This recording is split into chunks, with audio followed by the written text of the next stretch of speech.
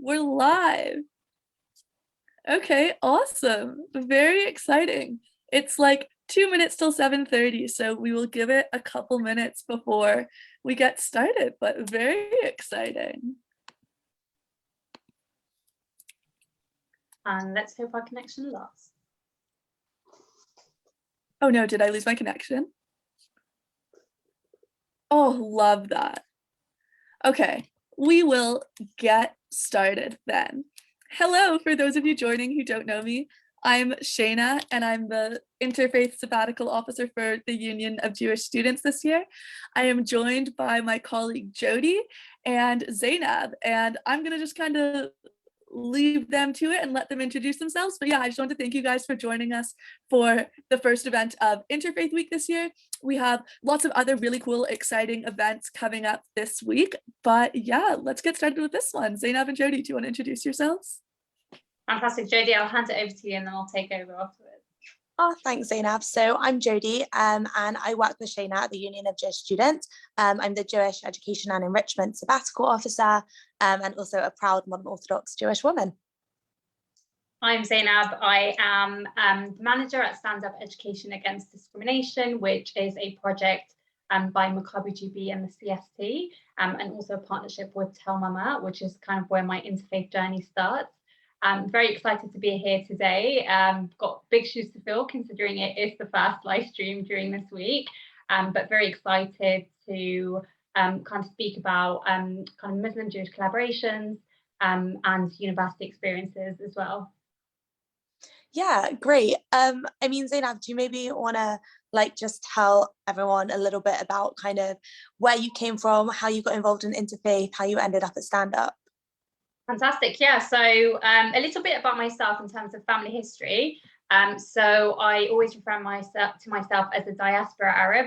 So my family originated from the Middle East, particularly Kuwait. They are Bedouins, and they kind of later in the years moved to different countries because as a family they faced discrimination because they were Bedouin, and moved to the UK in 2000. And ever since I've been living in London, which is extremely diverse, a huge part for me as a hijabi, obviously, because I didn't ever feel like I was out of place.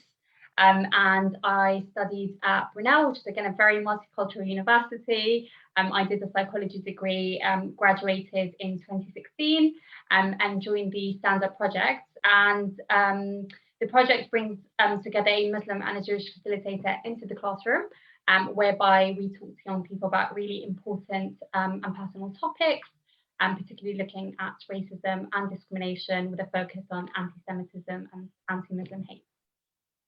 Cool. I guess for me, like my interfaith journey isn't as structured as that. I've grown up in London. I was born here. I've always lived here. I went to a non-Jewish irregular school, a girls' school, with loads of different people of different religions and cultures, and that's where I first got introduced to people of other faiths and found out a little bit more about our similarities and differences between Jews and people of other religions. And then I went to university in Leeds. I just graduated in the summer, and while I was there, I got involved in some interfaith work, worked with other faith societies on things like Interfaith Week and things like that. And now here at UJS, we work really hard to, support interfaith activities, run loads of interfaith things like this one. So I'm just really happy to be here with you. Jodie, do you think your passion for doing interfaith work lacks from kind of having to represent your community at a very young age? Was that the case for you? Yeah, I definitely felt like that. I think often in Northwest London Jewry, we describe it as living like in the bubble or out of the bubble. I think I lived slightly more out of the bubble than my peers in that I didn't go to a Jewish school, even though there were lots of Jews at my school.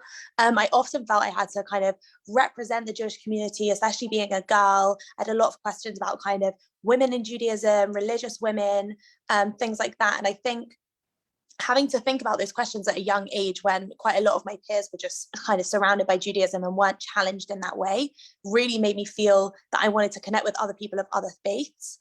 I also felt like going to such a multicultural school really led me to understand our similarities much more than our differences. You know, it was never really things for Jewish students rather than things for Muslim students or other students. It was often for people of faith and everybody else. So it like really made me feel that people of any faith were kind of more united than divided.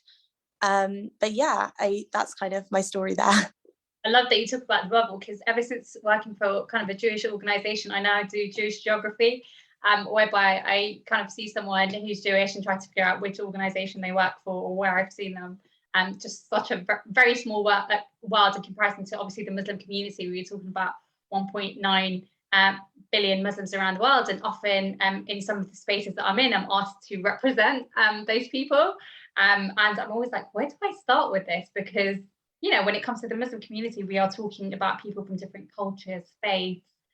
They practice their faith in different ways. Their cultures are very kind of vibrant and diverse. And so I really never know where to start. And I'm always kind of at the back of my mind thinking, am I actually representing the community? Is this the right way of saying things? And Google has been my savior, of course, because I get quizzed on things that I've never really thought about. And some things I feel like within the faith, you just do because you've been brought up to do it in that way, and so you never really question where it stems from. But Yeah. it's definitely been a super interesting kind of learning experience for me as well to learn about my faith. But yeah, I can think of, you know, from the headscarf to eating halal food or kosher food, etc., whereby constantly I'm being asked about these things.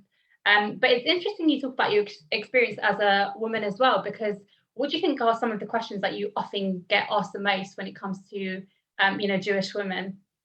I think one of the most common questions that I get asked is like, why are Jewish women like obligated to do less things than men? So in Judaism, we have 613 commandments that that different people are obligated to do. So there's a certain number of commandments that men are obligated to do, and women are obligated to do less of those commandments. And I think often I get asked kind of, why are women so sidelined in Judaism? Why are women put in this box, in this corner where all they can do is, you know, make the home and make challah, which is, you know, the platted bread.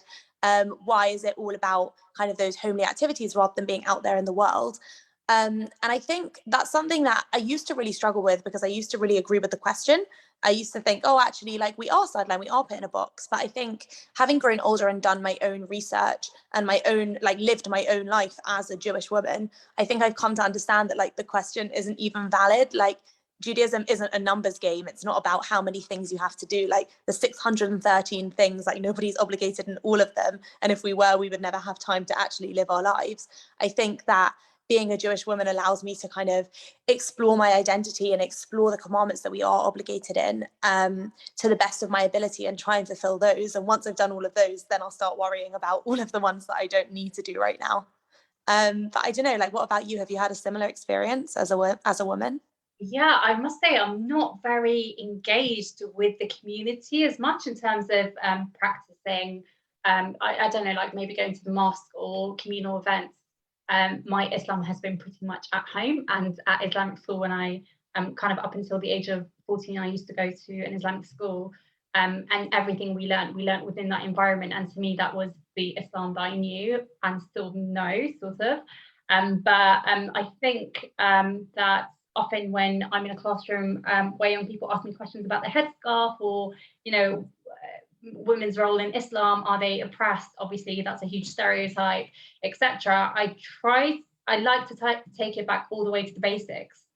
So when Islam started as a religion and how it actually liberated women, such a controversial thing to say in this day and age, but if you look at the treatment of Muslim women at the time and their rights and responsibilities, Islam elevated the status of women who were treated as slaves at the time. Now, obviously, liberation back then is completely different to what liberation means today. But if we're talking about the right to vote, own property, etc., that was available for Muslim women 1,400 years ago and was only made available in the West much later on. And so for them to hear that is quite shocking for them. Now, having said that, obviously oppression exists, not just within the Muslim community, but many communities out there. And often what I like to kind of where to draw lines between culture and religion. Because if we're talking about 1.9 billion Muslims, they practice their faith in very different ways, and often a lot of it can be cultural, whereby they will say that a woman's place is the home, or she can't work, etc., etc. What I always like to refer to is Prophet Muhammad, peace be upon him, who spread the message of Islam. His wife was actually his boss at work. Also, she's the one that proposed to him when she wanted to get married to him, which is such a taboo subject still today. Wow. Yeah, but what I would say is, in terms of places of worship, so particularly mosques, there is inequality, particularly here in the UK. And Julie Siddiqui, who works for Nishim, she's one of the co-founders. She actually does huge work and research into this matter, whereby it's evident that, for example, Muslim women will have very small spaces in mosques, and many times don't actually have that space to begin with. And so I think that there's so much more that we need to do to include Muslim women within the conversation, to represent their faith and feel included. Yeah, I mean, I can definitely see the similarities in the synagogue world, in our places of worship. I'm an Orthodox Jew, which means that in our synagogues, men and women sit separately, and often the women will be sitting kind of in a less central place to men, having a smaller area for themselves, meaning that it's much more difficult to engage in the service and to actually understand what's going on. However, going back to representation, I don't represent all of Judaism. In a lot of other different parts of our religion, such as, Reform and progressive liberal movements, the men and women sit side by side, and there's no difference in what men can do in the synagogue service and what women can do. And that is something I have struggled with quite a lot when I would go to a new synagogue, especially now for UJS. I travel around the country a lot, and I've had the pleasure of visiting a lot of new and different synagogues. And I found, the women's section might be smaller, there might not be any women there, whereas in order to have an Orthodox synagogue and a service to function, you need 10 men there. You don't need any women at an Orthodox service for it to start. So often I'll get there and I'll be the only woman, which can feel quite isolating. And that's definitely a problem that we are trying to work on as a community now, is getting women more engaged in synagogue activities and in our services. I wonder what university services are like, because I know that at university, the prayer room for Muslim women was very tiny in comparison to men. And also, in terms of how men and women interact, there's also limitations. And I feel like a lot of that was imposed within my university experience. And I know that today, speaking to my sisters who are at university, like my actual sisters, not my Muslim sisters, they also have very similar challenges. But yeah, it's very interesting thinking about, in terms of how universities decide what rules to impose, or whether it's society. Yeah, I mean, I think for Jewish students, if they wanted to pray on campus in a prayer room, often that's quite difficult, because often prayer rooms aren't set up for Jewish prayer, and they're actually set up either for Christian or for Muslim prayer, and often that can be quite challenging. But I think that is something that is kind of evolving and progressing. And I know that at university in Leeds, where I went to, I went around and put a Jewish prayer book in all of the multi-faith prayer rooms, because there didn't used to be one. So then anywhere on campus that I was, I knew that I didn't have to have a prayer book with me. And if there were any other Jewish students that happened to go to the prayer room, there'd be one there for them, to make them feel a bit more like it was a space for them as well as for everybody else. And I think it's just little things like that we can all do, and you don't need to be religious to do, in order to make a space more, communally accepting to everybody. I love that. I love that too. So maybe if we can move the conversation on a bit to everyone. Yeah. By the way, I think what we didn't say is, please, by all means, feel free to write any questions in the comments, anything you want us to address. What I didn't say is that in my line of work, which I have been doing for 5 years now, one of the things that I do is, when I'm with a Jewish colleague in a classroom, we literally open the space for young people to ask us anything. So if there is a question that you have in mind, please, by all means, do write it in the comments. Yeah, for sure. We're very open to questions, and as Zaynab said, if we don't know the answer, we can always Google it. So I'm sure we're happy to answer anything that you want to know. So moving on to everyone's favourite topic, which is obviously food. I wanted to talk a little bit about, our different dietary requirements, and whether we can have a true interfaith event of everybody eating the same food.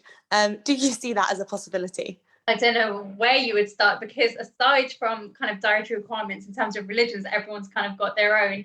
I just know that trying to plan anything in terms of a work lunch for us is a nightmare.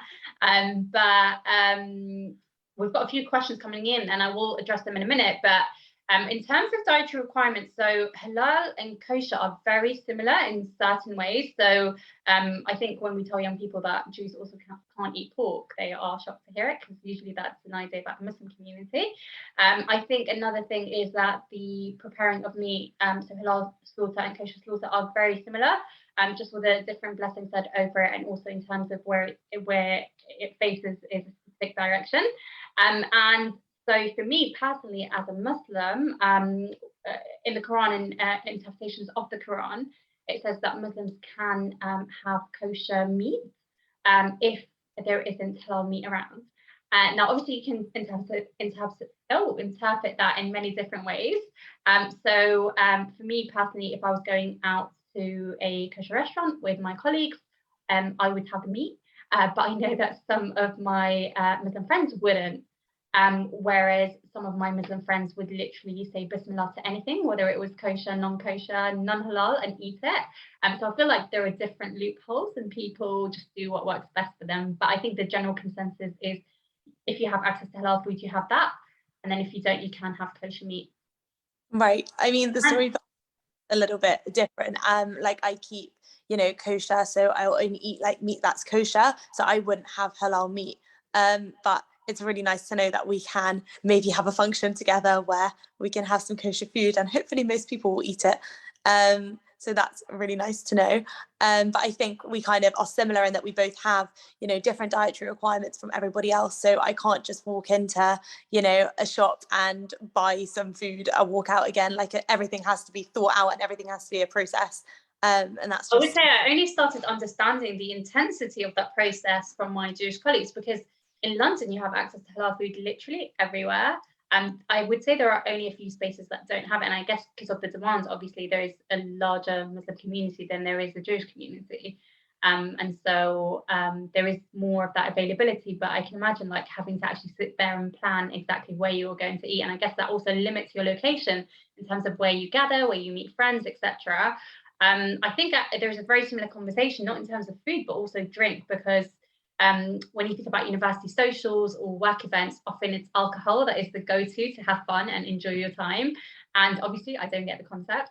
I've never deliberately had alcohol. There was an accident once. It's a very funny story, but when I first started working for Stand Up Education Against Discrimination, we had a session that we were delivering outside London, and it was my first time away from home. And I ordered a watermelon juice at a restaurant. I'm not going to name the restaurant. And there was a person who had started there for the first day, and they accidentally served me alcohol. I kind of took a sip and knew something was up, but because I hadn't tasted alcohol before, I thought, oh, actually, maybe it's just a little bit sour. So I had a few more sips, and then I asked my colleague to try it, and her face changed. She was just like, Zaynab, you've just had alcohol. We cried a little bit about it, and then they gave us free cookies and we got over it. But it's just interesting because I don't get the concept of going out for drinks to celebrate or, meet or everything else. Yeah, for sure. That sounds like quite a rough lifestyle choice. But it's definitely kind of similar in that everything has to be thought through and everything has to be decided in advance and planned, and just made sure that, if you're going out with people that aren't necessarily on your level religiously or even part of the same religion as you, like that everybody needs to be accommodating and it needs to be fun for everybody and not just become a big stress about what you can and can't do while you're there. Yeah. Yeah. So I think we had a question from the comments. Zaynab, do you want to read out? Yeah, I've got, do you feel that practicing your religion now in this time is different for you than it was for your mothers? I think that's a really great question. What a question. I'm happy to start. I think definitely not necessarily for my mother, but for my grandmother's kind of era. She grew up in the East End of London in, a really tight-knit Jewish community where that really was all she knew for a long time. Her parents, her father escaped just before the Holocaust and came to England as a refugee. So I think they really grew up with that mindset of everything you have could be taken away from you, and everything you have, you need to be incredibly, incredibly grateful for. And I think living now in England for so long, I was born here, I've lived here my whole life.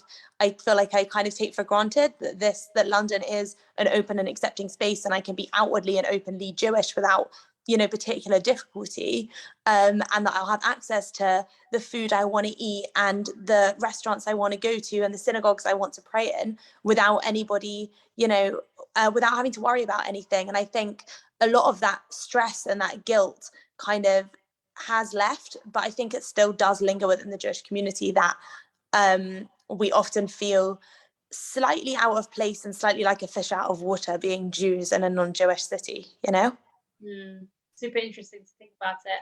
I'd never actually asked myself that question, but I think for my mother, she grew up in Kuwait and then later on moved to Iraq, and she only experienced primary school, so she didn't have the advantage of going to secondary school and so I think whatever she learned about the religion, she actually got from school, because her parents were uneducated. And so what's really interesting is that, so there are different ways of practicing Islam. My mum was born as a Shia, her family were Shia, but school taught them the Sunni way of doing things. And so she always says that secretly they used to pray a different way at school, whereby they kind of have their hands up, and then when they went home, they would pray differently. And sometimes they would forget, and their parents would pick up on it and be like this whole thing. But I think when my family moved over to the UK and they had us, I was an experiment child. So literally they tried all kind of parenting styles with me, but until they got it right, obviously. But they tried to be more strict with us in terms of our religion, because they had the fear of, obviously you didn't have the extended family and you couldn't, in terms of school, obviously we went to Islamic schools, and, that was a perk of kind of learning our religion that way, but they were very worried about assimilating to British culture. And so I guess at the start they had a very strict way of bringing us up, and then later on I feel like we all went kind of our own ways of trying to explore what religion really meant for us. Right. Just remembered, I just had a memory of when I was in year 6 choosing to go to which secondary school I wanted to go to. I had the choice, I could go to a Jewish school or a non-Jewish school. I chose to go to a non-Jewish school. And I really, really strongly remember my Jewish studies teacher in primary school sitting me down and telling me that if I went to this non-Jewish school, I was going to assimilate and be lost, and I was never going to be, a functional, happy Jewish woman, and I would just be, non-Jewish. I'd just be, a non-Jewish woman, like really assimilated. And I remember I saw him a couple of years ago, and I was, flourishing as a Jewish woman, and I told him, I was like, look, we proved, I proved you wrong. Like, the world is a kinder place than you thought it was. And I remember him being very surprised that I'd kind of survived the non-Jewish school world. That's super interesting. No more questions at the moment, so I think I'm really keen to kind of talk particularly about work between the Jewish and Muslim communities. Because often I feel like everyone's keen to have this conversation about food, drink, etc. Whereas I think that's absolutely important in kind of starting the conversation on breaking down these barriers and understanding each other a little bit more. I definitely feel like today there is the space to even go further and have really important conversations about what the community's experiences are like in Britain, in terms of anti-Semitism and anti-Muslim hate and just discrimination as a whole. And there is so much space for Jews and Muslims, even at university level, to be working together in combating it. In terms of, reporting, if we think about the idea of incidents happening at universities, often university students don't have as much clarity on where to report. And I feel like the challenges that Muslims and Jews face here in Britain are very similar in that often they are othered. This idea of dual loyalty, in terms of, them not really being British, the idea. And also they are often targeted for how they look and how they represent their communities.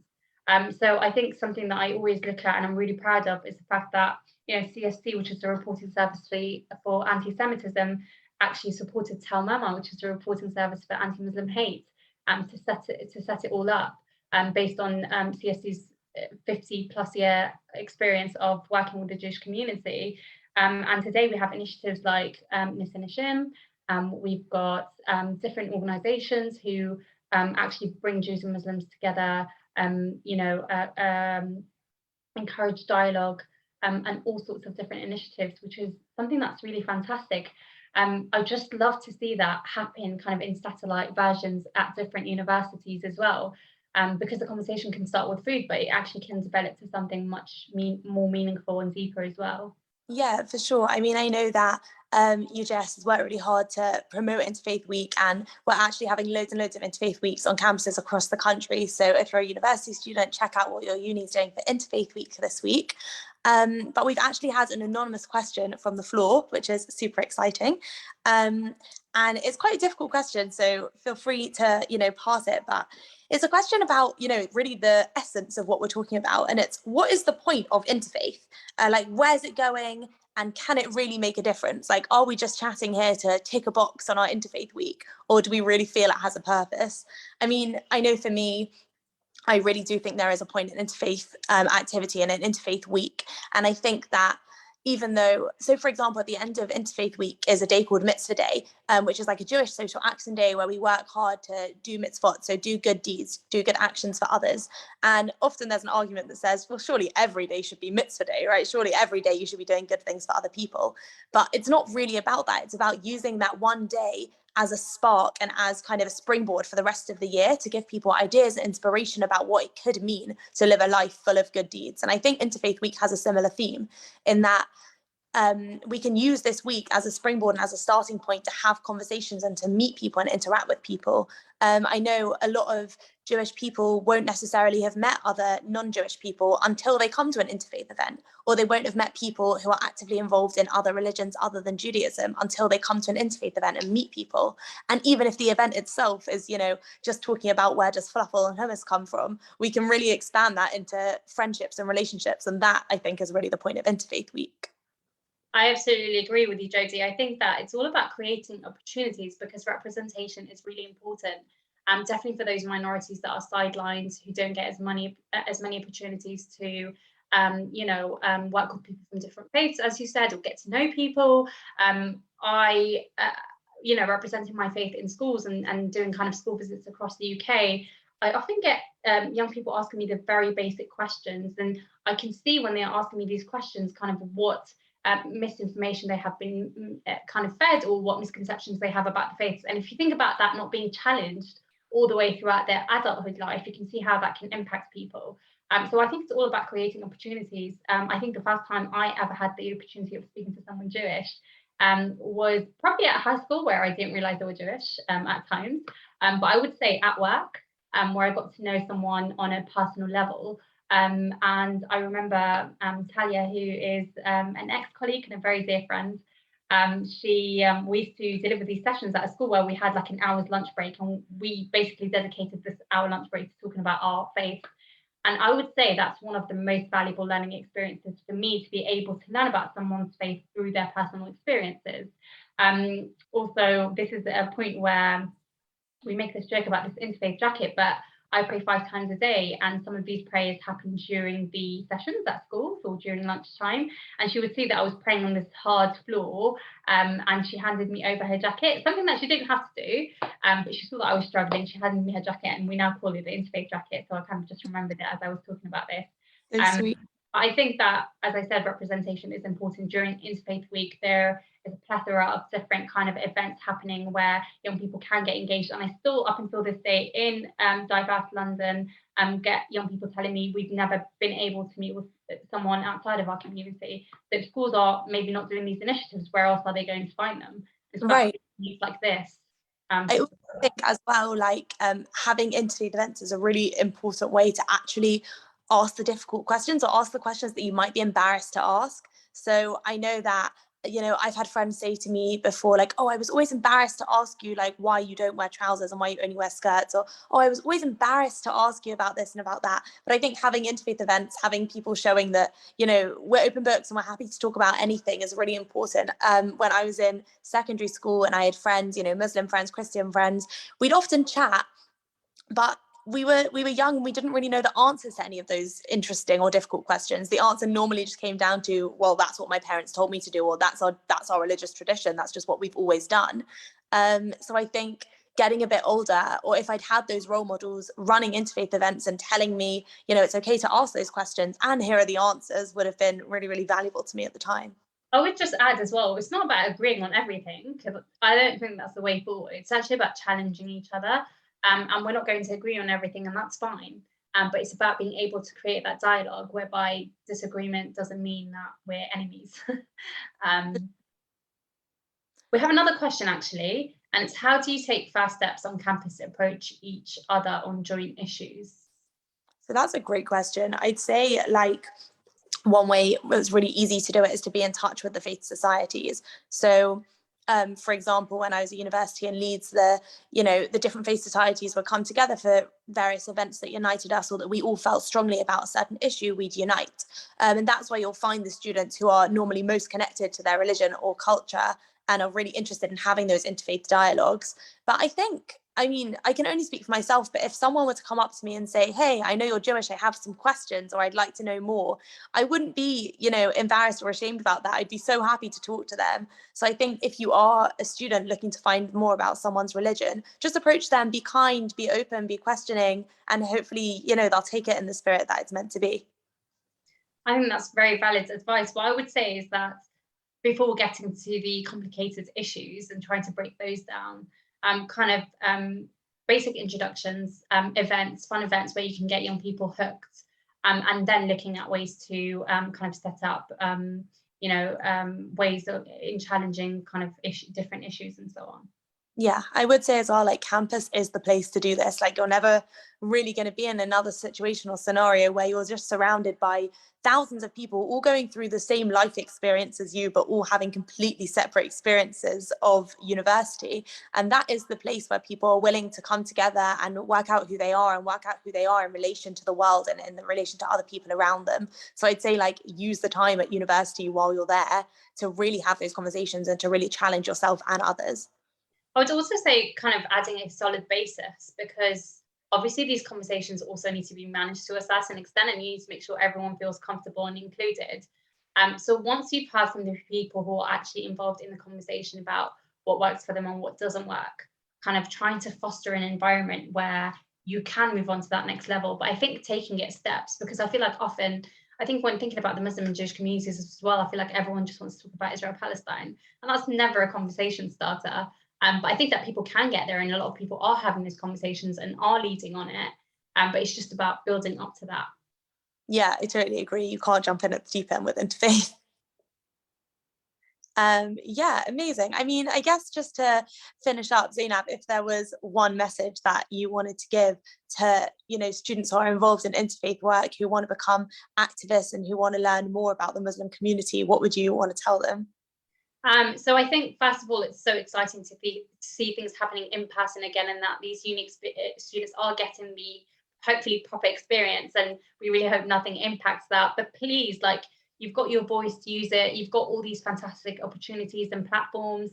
Try to maximize it as much as possible. If you are unsure, I feel often young people can work in isolation. And I feel in a university setting, there are different societies out there who are probably as passionate to do things. So just start the conversation. You don't know where it's going to go, but that's fine. In terms of learning about anti-Muslim hate, or just the Muslim community, sorry, I jumped to thinking about discrimination because that's my line of work. In terms of about learning from the Muslim community, I would say ask Muslims themselves, because Muslims can practice in many different ways. In terms of doing educational workshops, I can recommend our project, so Stand Up Education Against Discrimination. Do search it up, look into the work that we do. We work with young people across the country, and we'll be ready to facilitate these conversations for you. And yeah, just generally, you're young, you're make the most out of these opportunities that you have. Right. I guess if I'd echo all of that. And just to add one more thing, I'd say don't believe everything that you read and that you see in, the media and on socials and things like that. That might not necessarily be representative of the community that you're interested in learning about, or that you see other people. If you see somebody walking along wearing a hijab, it doesn't mean that they, are exactly everything that the news might tell you about Muslim women. It might mean a whole host of different things. And I'd say going in, trying to be as unbiased as possible and as open-minded as possible when you're having those conversations, even learning about other people within your own religion. It's so important to not have those preconceived notions of what you think is going to come out of it or what you assume they're going to say or be like. I think just being open-minded is so important. Absolutely. Great, thanks so much. I think if we don't have any other questions from Facebook, Shayna, do you want to add anything? Yeah, no, that was awesome. First of all, thank you both so much. That was amazing. That was such an insightful conversation, and we're so lucky to have two such amazing women who are willing to speak to us and share those sorts of conversations with us. So thank you guys so much. If you liked what you heard today, please tune back in tomorrow at 4:30 for 3 Takes, 1 Story with journalists from different faith backgrounds talking about their experience. But yeah, thank you guys so much, and I'll see you guys tomorrow.